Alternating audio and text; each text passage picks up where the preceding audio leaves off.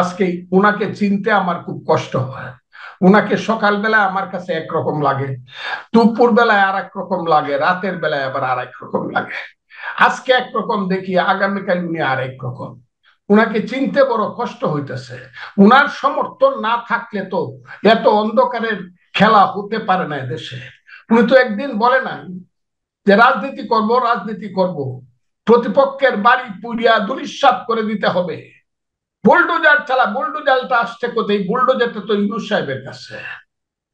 উনি যদি বুলডোজার দিয়ে মানুষের বাড়ি গুড়িয়ে দেয়, তাহলে উনি যে শান্তিতে নোবেল নোবেল পুরস্কার পেয়েছেন, এটা সম্পর্কে প্রশ্ন উঠে কিনা আমার অনেক সময় প্রশ্ন আসে। উনি তো শান্তিতে নোবেল পেতে, শান্তি বুঝি মানুষের বাড়ি বুলডোজার দিয়ে গুড়িয়ে দেওয়া, মানুষের বাড়ি পুড়িয়ে দেওয়া।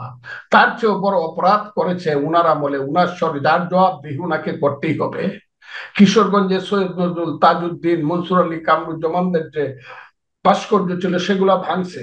আচ্ছা, সেটা আমি না হয় অনেক কষ্টে মেনে নিব, কারো কিছু ভাঙ্গা উচিত না, কিন্তু স্বাধীনতার সাত বীর শ্রেষ্ঠ সমস্ত ভাস্কর্য ব্যঙ্গে পা দিয়া মারাইছে। এটার প্রতিবাদ তো ইউনূস সাহেব করে নাই, এটার প্রতিকারও তিনি করেন নাই। আবার যে সাত শ্রেষ্ঠ বীর শ্রেষ্ঠ, তারা তো সবাই সামরিক বাহিনীর লোক। তাদের আত্মত্যাগের জন্যই তো আজকের যে বাংলাদেশের জেনারেল ওয়াকারুজ্জামান, নাইলে তো ওয়াকারুজ্জামানের মতো ছেলে তো জেনারেল হইতো না। উসমানীর মতো লোক কর্নেল হয়ে পাকিস্তানে রিটায়ার করে, ওয়াকারুজ্জামান সহ গন্ডায় গন্ডায় জেনারেল, শত শত মেজর জেনারেল, লেফটেন্যান্ট জেনারেল। তাদেরকে আমি যদি জিগাই, ওই সাত বীর শ্রেষ্ঠ এবং আপনাদের ভাইদের রক্ত দেওয়ার কারণেই তো আজকে আপনারা বাঙালির ছেলে জেনারেল হয়েছেন, lieutenant general, major general, brigadier general হয়েছেন। আপনাদের মনে কি লাগে না? যদি না লাগে তাহলে তো বুঝতে হবে আপনারা ওইটার সাথে আছেন। তাহলে বাংলাদেশটাকে শেষ করে দেন, এটিকে পূর্ব পাকিস্তান ঘোষণা দিয়ে দেন, এবং বলে দেন এটার নাম আবার পুনরায় রাখা হলো ইসলামিক রিপাবলিক অফ পাকিস্তান, পূর্ব পাকিস্তান রেখে দেন। যদি মুক্তিযুদ্ধ রক্ষা করতে না পারে, তাইলে এইভাবে যদি চলেন, এই দেশটা আমি চাই না। আমার স্বপ্নের বাংলাদেশ এটা না, আমার মুক্তিযুদ্ধের বাংলাদেশ এটা না। আমি তাদের কাছে কোনো আশাও করি না। আমি আশা করি 18 কোটি মানুষের কাছে। আমি আশা করি বাংলাদেশের আওয়ামী লীগ ধ্বংস হয়ে গেছে। 10 বছর আওয়ামী লীগ লিখতে পারবে না, এটি বারবার বলেছি, ওই দিনও আপনার সামনে আমি বলে আসছি। কিন্তু আরো তো বড় দলগুলো আছে যারা ক্ষমতায় যেতে চায়। ক্ষমতায় যদি বা দায়িত্ব যদি দেশের নিতে চান, তাহলে বাড়ি পুরার দায়িত্ব নেন না কেন? এই যে ধ্বংসের দায়িত্ব নেন না কেন? সাত বীর শ্রেষ্ঠ ভাস্কর্য ভেঙে ফেলা হচ্ছে, সেই ব্যাপারে কথা বলেন না কেন? তাহলে বলে দেন যে আমরা মুক্তিযুদ্ধের কোন পক্ষে আছেন, সেটা পরিষ্কার বলে দেন। আমি তো মনে করি বঙ্গবন্ধু বিএনপির মতো দল, যে বঙ্গবন্ধু দলটা আমি 32 করি। নম্বর বাড়ি সম্পর্কে কিছু বলবেন? বঙ্গবন্ধুর 32 নম্বর বাড়িও যে বুলডোজার দিয়ে গুড়িয়ে দেওয়া হলো। কিন্তু তাই বললাম, আমার কথা, বঙ্গবন্ধুর বাড়িটা আমি অন্যভাবে নিব, বাহানা হিসাবে নিব। কিভাবে নিব? ওই যে আমি বলি, শেখ মুজিব খুব খারাপ লোক, 6 দফা দিয়া অনর্থক বাঙালির মুখে ভাষা দিছিল। দিল্লি না পিন্ডি না ঢাকা, ঢাকা ঢাকা, পাঞ্জাব না বাংলা, বাংলা বাংলা। ওরা আমাদেরকে শোষণ করতেছে, সোনার বাংলাকে শ্মশান করতেছে। কাজটা তো শেখ মুজিব বড় খারাপ করছিল। তা না হইলে পাকিস্তানের সাথে আমরা থাকলে আদমজি ইস্পাহানিদের বড় বড় কারখানা হইতো, ওখানে গিয়ে আমরা কর্মচারী হইতাম, আমরা ওখানে গেটের দারোয়ান হইতাম। আদমজির নাতির সুন্দর গাড়ি দেখলে হাততালি দিতাম। আর পাঞ্জাবি ছেলেরা এসে আমাদের দেশের মেয়েরারে বিয়ে করে সুন্দর সুন্দর আমাদের বাগদা বাগদি বানাইতো। শেখ মুজিবুর রহমান এই কাজটা খারাপ করে নাই? আমাদেরকে অত কিছু থেকে বঞ্চিত, তার বাড়িটা না হয় ভেঙে ফেলছে। কিন্তু আমার কথা হলো, শুধু কি তার বাড়ি ভাঙছে, গা আগুন দিছে? এই যে আগুন দেওয়ার সংস্কৃতি, আজকে ইউনূস সাহেব যে থাকা চেয়ারে বৈশা, গদিতে বৈশা, ময়ূর সিংহাসনে বৈশা আরেকজনের বাড়ি পুরাইতেছেন, এ ডে মে কাম জনাব মোহাম্মদ ইউনূস সাহেব, এ ডে মে কাম। এই পুরানোর ক্ষমতা কিন্তু একসময় অন্যদেরও হইতে পারে, তখন কিন্তু আপনার গ্রামীণ অবস্থা কি হবে বুঝে শুনে দেখতে। আপনি কেন এটা করলেন না? একটা লোককে কেন দায়ী করলেন না? প্রতিষ্ঠানকে কেন দায়ী করলেন না? আর্মিরা এসে ঘুরে গেল, মনে হইলো তারা হাততালি দিল, কাজটা কর কর, আমরা তোদেরকে প্রোটেকশন দিচ্ছি। এই থেকে একটা দেশের আর্মি হওয়া উচিত? এটা কি মুক্তিযুদ্ধের আর্মি?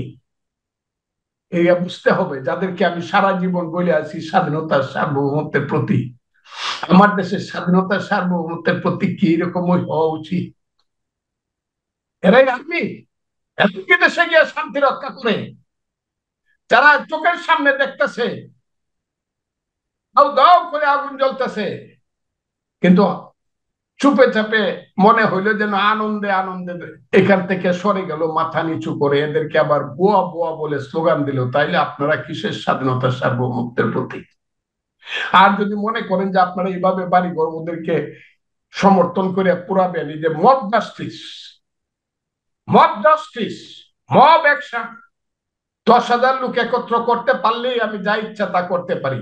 18 কোটি মানুষের দেশে 10,000 না, 10 লাখ লোক একত্র করাও কিন্তু এমন কোন কঠিন জিনিস না। এমন মানুষ আসতে পারে, সে গুন্ডা হইতে পারে, বদমাশ হইতে পারে, লুটেরা হইতে পারে, এদের একটা দল হইতে পারে, এই দলটাকে আমি ঘৃণা করি, কিন্তু ভালো মানুষেরও কিন্তু দিনে 24 ঘন্টায় 10 লাখ লোকের একটা হইতে পারে, জমায়েত হইতে পারে, যারা জীবন দেওয়ার জন্য প্রস্তুত হয়ে বলতে পারে মেরে ফেল, মুক্তিযুদ্ধ ছাড়বো না, মেরে ফেল, গণতন্ত্র ছাড়বো না, মেরে ফেল, এই দেশে জঙ্গিবাদ প্রতিষ্ঠিত হতে দিব না, এই দেশে হবে গণতন্ত্র, এই দেশে হবে মানুষের পেটের কাপড়, শিক্ষা শেষে চাকরি, ছেলের হাতে গরিব মানুষের সন্তানের হাতে বই, পাখি সব পরের রাতি পহলো, কারণ এই কুসুম কলি সকলে ফুটিল, রাখাল গরুর পাল লয়ে যায় মাঠে। এই দেশে আরো সাধারণ মানুষের ছেলেদের হাতে থাকবে কায়দা, থাকবে আলিফ দেশে, অথবা থাকবে সিভারা, থাকবে আলহামদুলিল্লাহ, আরো বড়দের সন্তানদের হাতে হয়তো বা এবিসিডিও থাকবে। সবাই মিলে আমরা একটা দেশ গর্ব, জ্ঞানে গুণে শিক্ষায় দীক্ষায় ত্যাগে তিতিক্ষায়। এটা কি দেশ শিরু সাহেব আপনার চোখের সামনে বানাচ্ছেন আপনি? যে দেশে মানুষ বুবা হয়ে থাকে 21শে ফেব্রুয়ারিতে কোনো কথা বলতে পারে না, যে দেশের মেয়েরা, আপনিও বানাইছেন, ঢাকা বিশ্ববিদ্যালয়ে হিজাব মিছিল করেন, এখন দেখলাম আবার সুপ্রিম কোর্ট এটা শুরু হচ্ছে, হিজাব যে পরে সেও আমার মা, সেও আমার বোন। আমার কথাটা শুনেন, হিজাব যে পরে না সেও আমার মা, সেও আমার বোন, যে শাড়ি পরে চলে সেও আমার মা বোন। সমস্ত মেয়েদের যার যার পোশাক পরার অধিকার আছে, অবশ্যই অবশ্যই সবার অধিকার আছে। এটা বাংলাদেশ, এটা বৈচিত্র্যের মধ্যে ঐক্য বাংলাদেশ।